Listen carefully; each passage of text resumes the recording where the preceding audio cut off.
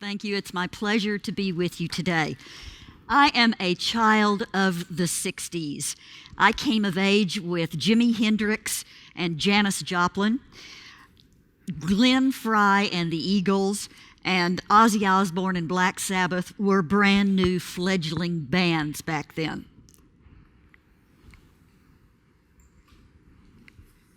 In my first voting experience at age 18, I used a lever machine with a pull curtain. It was 1972. The Vietnam War was at its height, and we were the first group of 18-year-olds granted the right to vote. I worked in my first polling place that year, and I thought the job unbearably boring. As an elections administrator, I came from the era of punch card voting. I inherited an aging punch card system in 1987 when I was first elected county clerk. The issues about elections had not been important in the campaign. Preparing for my first election night, I was with the county's IT director looking at the air-driven punch card readers. And looking into the inside of those card readers, I saw hundreds of tiny little paper ovals. And when I asked the IT guy, "What is all of this?" he says to me, "Those are votes." From that point on, I took 3 years working to replace that punch card system. Primarily because of the low cost, Travis County purchased a central count optical scan system in late 1991. We used it for 12 years until it became just too unwieldy to manage the ballot inventory for about 30 high-volume early voting locations. Further, the logistics of trying to manage in the state of Texas voter intent and sorting mismarks was just too time-consuming, and it was difficult to get election results completed before 2 o'clock in the morning. A recount of a close election carries the risk of reversing the original outcome. It was better to endure the criticisms of being really slow than to risk the less than accurate results. I could have processed these ballots much more quickly if I had just ignored the law and not done all of that work to take care of mismarks. And many, many counties in Texas did just exactly that. However, mismarks and misreads are very common in optical scan systems. And in the 29 years that I've been conducting elections, I have never had a reversal in a recount. To elections administrators, at first, electronic voting seemed like such a godsend. It was faster and more accurate. It also offered elections administrators an auditable way to manage the paper overload of ballot formats endemic to early voting programs, as well as the trend towards joint elections. It had more flexibility with ballot design, and we had all hoped for something much better for the voter. That was more than 15 years ago. Elections administrators did not design electronic voting systems, nor did we write the laws that required their use. But in the 15 years since, very little about this equipment has changed in the marketplace. Virtually all, if not all, of the equipment on the market today has the exact same vulnerabilities as were pointed out all those years ago, even though elections administrators have repeatedly asked for improvements in voting system design. Today, Travis County still has the eSlate Hart voting system that was purchased in late 2001. The members of the Election Verification Network, EVN, and other experts have taken the time to teach me a great deal about electronic voting security. Given the security vulnerabilities possible for eSlate, we began to use the lessons that had been taught in order to try to defend Eastlake using mitigation techniques. No one mitigation technique is going to be sufficient to defend against different kinds of attacks. So we begin with basic security, physical security. In 2003, we moved into a new building that had an elections warehouse, and it allowed us to set up security perimeters, electronic locks, and assigned badges that only allowed designated personnel into certain locations. Additional locks and security cameras were installed, as well as fire suppression measures and water damage barriers. We implemented new policies and procedures for the use of laptops and other peripherals, and a very restrictive policy to protect against potential outside contaminants such as disks, thumb drives, and downloads. Now, only authorized drives operated by appropriate personnel in teams of at least 2 are allowed. So let's talk about our mitigation techniques. We use logic and accuracy testing, and we use it in 2 different ways. First, we execute logic and accuracy proofing.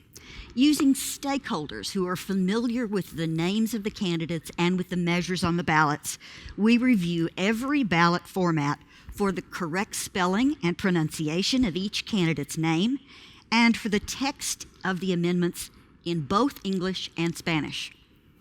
Second, we use logic and accuracy testing to again prove up that all of the candidates are in the right precincts, that all the precincts are in the right districts, and that all of that is tallying appropriately. If we make mistakes in running this report, we start all over rather than trying to reconcile the errors.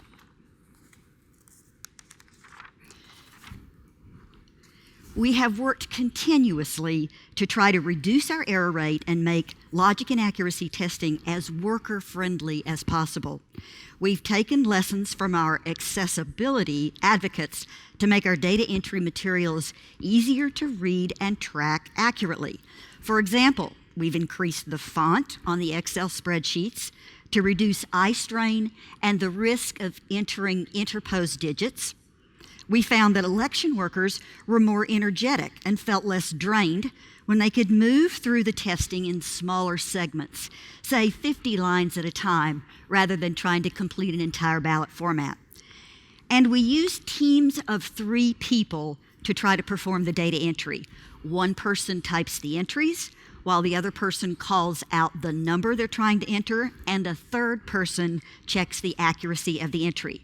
They use rulers and highlighters to mark their progress, and these accessibility improvements have greatly reduced our error rate and speeded the time needed to conduct a complete test of the ballot. We also use hash code tests, and we use them because we want every election to start off on the right foot. Election system vendors submit hash codes to NIST for each major part of their voting system.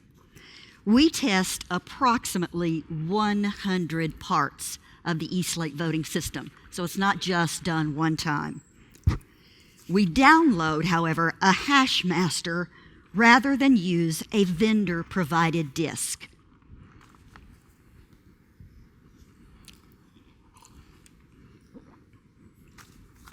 Future election systems that have built-in security may eliminate the need for hash code testing at all.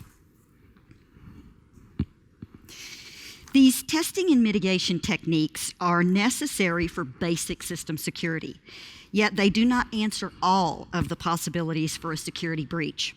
It may be possible for a bad actor to place a Trojan horse or a time bomb into the software and have it hidden until it pops into action.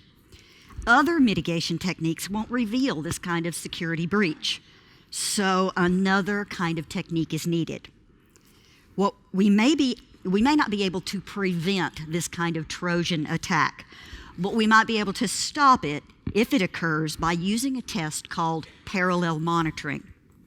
We trick the voting booth into thinking it's going into a regular voting situation. Just before voting is to begin, we randomly remove a set of equipment from what's assigned to go into the field, and we make no changes to its assignment. At the proper hour, voting commences in a normal yet random way. County clerk employees vote ballots throughout the day as assigned, making sure they correctly enter the choices.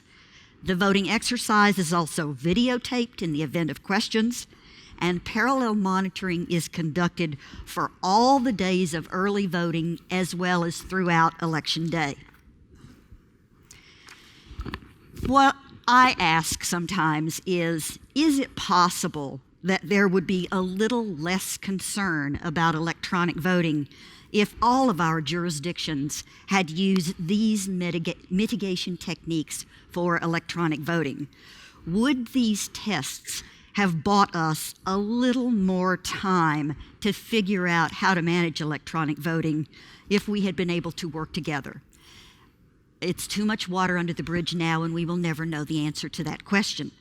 However, what I can tell you is that defending against a 360-degree possibility of attacks is laborious, expensive, and it ultimately may not even be successful.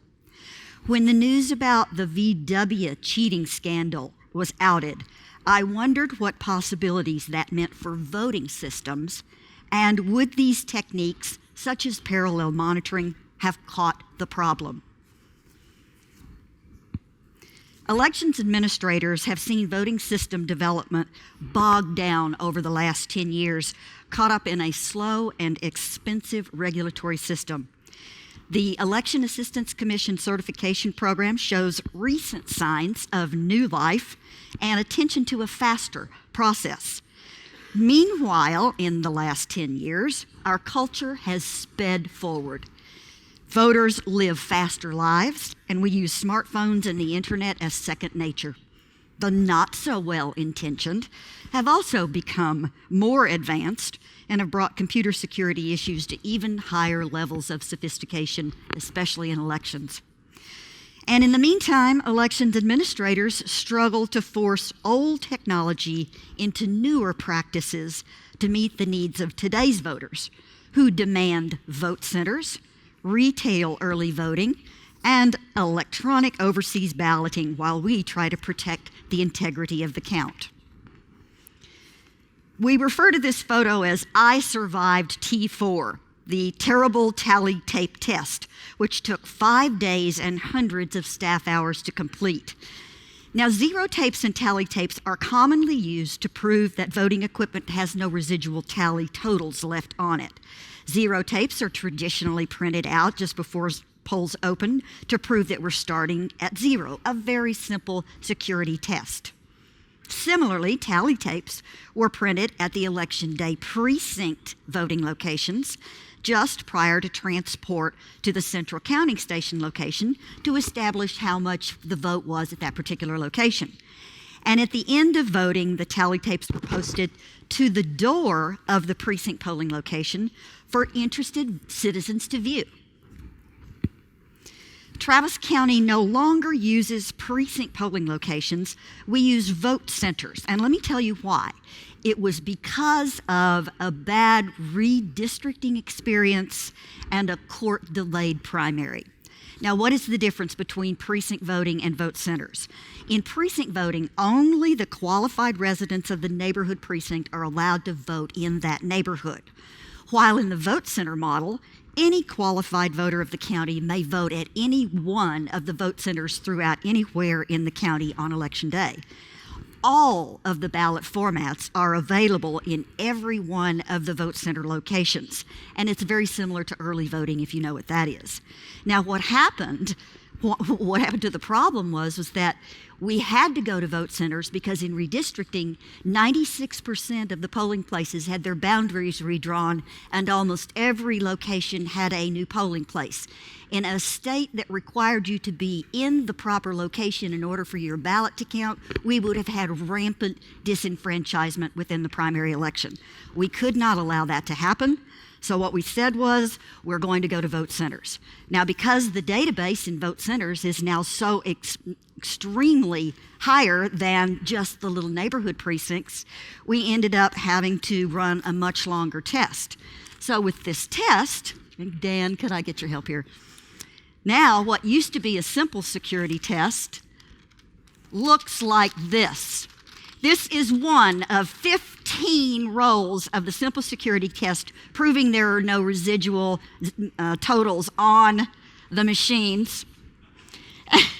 And we can no longer perform it in the field because this test takes 7 hours to run, and you can't get results while this is running. This also has become now an opportunity for attack and gives the election judge plausible deniability. The test has now become something to be used against us. All right, I want to talk a little bit about StarVote. Professor Dan Wallach here, along with Philip Stark and Josh Benelow and 8 or 9 of some of the finest minds you will ever meet, donated their time and talent to help develop StarVote. It's taken us years, but the StarVote group has made important and significant progress. The request for information has gone out and come back, and we've learned some important lessons from that. And the request for proposal is about to go out again, where we ask somebody to actually build StarVote for us. What we are designing is an electronic voting system with the best of both worlds. We want electronic speed and accuracy, with end-to-end verification, and with a paper backup ballot for on-the-spot voter verification and audit and recount purposes. StarVote Vote Team has also taken the design further by including encryption in the software and a public bulletin board for voters to participate in additional verification. The concept of StarVote has been both tedious and exciting. The StarVote group has spent time hammering out our own disagreements, and we figured out a way to include risk-limiting audits in the design, and now we're ready to start building StarVote. We estimate that it will take at least 2 years just to build, just to write the code. But StarVote needs more than just answers to questions about managing open source systems. It needs a home to operate out of. It needs infrastructure to organize financing, software management, upgrades, and it needs to conduct field support for counties. I look forward to talking to you more about StarVote later, and especially as we proceed with this ambitious project. Ultimately, we'd like to deliver an open source voting system that uses COTS hardware, offers counties the opportunity to significantly reduce the cost of the initial and the ongoing software maintenance costs that current proprietary systems charge. We want greater security at a lesser cost to taxpayers. All right, Dr. Merle King out of Kennesaw State University compiled a list of the top 10 common election security myths, and he got it from Dr. Roger Johnson's published list in the Journal of Physical Security in 2012. And his number 2 myth on the list is that electronic voting machine security is the main issue.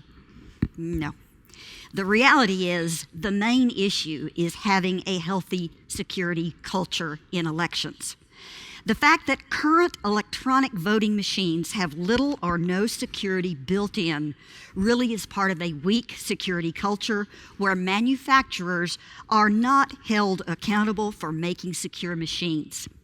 Some of the other critical attributes of a healthy security culture include a strong focus on security, a willingness to think like the bad guys, openness to criticism and suggestion, and an avoidance of denial.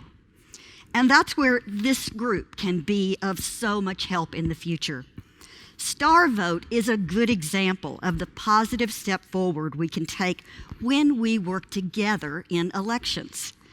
It's important that elections administrators learn as much as possible about all the facets of security, from basic physical security to more complex attempts to hack or disrupt election services. Elections administrators are not the group to blame for poor product development. They are, however, the best group to teach how to defend against attacks in the field. Please help me and other elections administrators who want to do a better job of protecting the votes and voters of our democracy. Between elections administrators and the computer security community, there are many opportunities to create a healthy security culture in elections. We can build upon our fledgling relationships. We can promote more goodwill and opportunities to meet and talk together, and prove that when theory meets real life, we are exactly the team that can deliver success.